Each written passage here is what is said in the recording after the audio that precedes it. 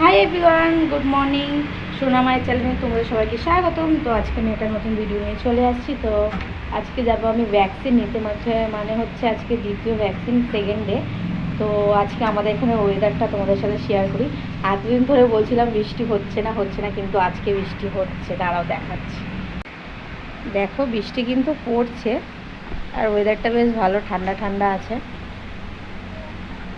আজকের দিনটা আমার জন্য মানে স্পেশাল, কারণ আমি অনেক দিন ধরে বলছিলাম বৃষ্টিটা হোক। তো খুব বৃষ্টিটা হচ্ছে, কোনো বুঝতে পারছো কি না জানি না, পড়ছে কিন্তু টিপটিপ করে এখনও।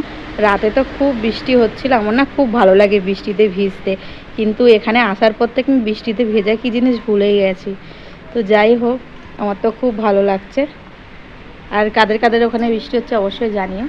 তো আমি এখন রেডি হব, রেডি হয়ে তারপরে হসপিটালে যাব। এই বৃষ্টি পড়ছে, এখন যেতে যেতে আরও হয়তো 1 ঘন্টা বা আধা ঘন্টার পর।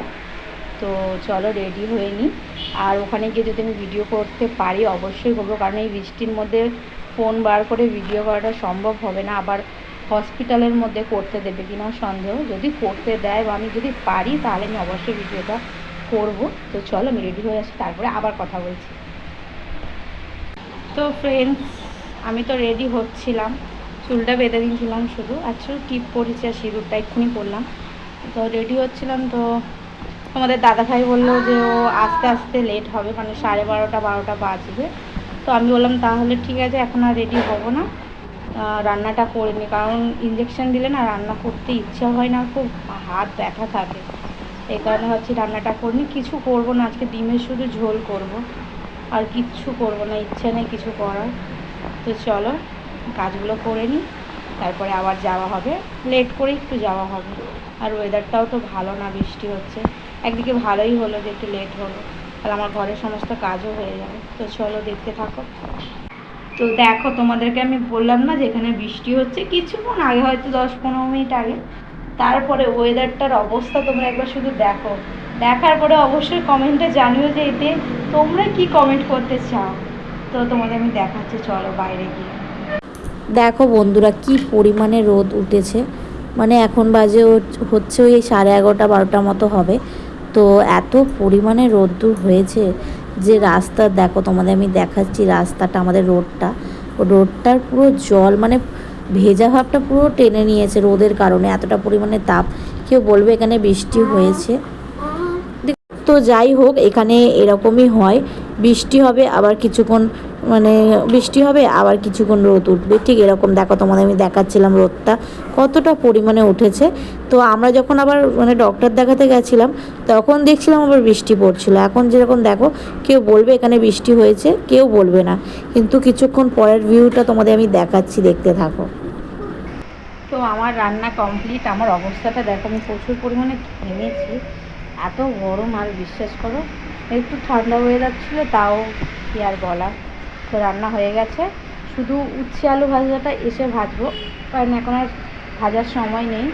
আর শুধু কী বলতো, মানে শুধু ঝোল দিয়ে খেতে ভালো লাগে না আলু না হলে, তো এর জন্য উচ্ছে আলু ভাজবো।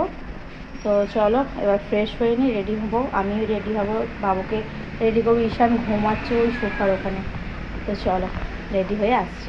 তো তোমাদের দেখাচ্ছিলাম কি কি রান্না হয়েছে। তো ভাত হয়ে গেছে, আর দেখো লাল লাল ডিমের ঝোল, আর উচ্ছে আলু ভাজাটা হয়েছিল, ওটা দেখাতে পারিনি, তখন হয়নি। তো এই রেসিপি আজকে। তো আমি তো পুরোপুরি রেডি হয়ে গেছি।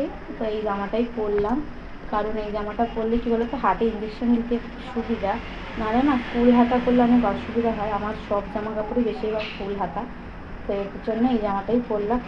আরেকটা আছে, ওটা একটু টাইট হচ্ছে বলে পরিনি। তো এবার যাওয়ার পালা। ঈশান এখনও ঘুমাচ্ছে, ওকে আগে ওঠাতে হবে, শুধু জামা পরবে ও, ওটা রেডি কী হবে, মুখটা ধুয়ে জামাটা পরাবো। তো চলো ওখানে গিয়ে দেখা হচ্ছে তোমাদের সাথে। তো বন্ধুরা দেখো, বেরিয়ে পড়লাম হসপিটালের উদ্দেশ্যে। তো একটা জিনিস তোমরা নোটিস করেছো, বৃষ্টি হচ্ছে, কারণ আমাদের স্কুটির যে আয়নাটা আছে তার দিকে একবার লক্ষ্য করো, দেখো জলের ছাপটা পড়েছে। হ্যাঁ, তখনও বৃষ্টি হচ্ছিল, আমার ভাগ্যটা অনেক ভালো। তো দেখো চলে এসেছি আমি হসপিটালে। তো এখানেই আমি ইঞ্জেকশন নিয়েছিলাম, প্রথম ইঞ্জেকশনটা। আর এখানকার না ভাষাটা অন্য রকম, তো এখানকার নিয়মে, মানে আমাদের যেমনি আমাদের ওই সাইডে ইংলিশে লেখা থাকে হসপিটালের নাম, কিন্তু এখানকার দেখেছি মানে এনাদের ভাষাতেই লেখা থাকে। তেলুগু ভাষা। তো সত্যিই বলছি কিছু পড়তে জানি না তেলুগু।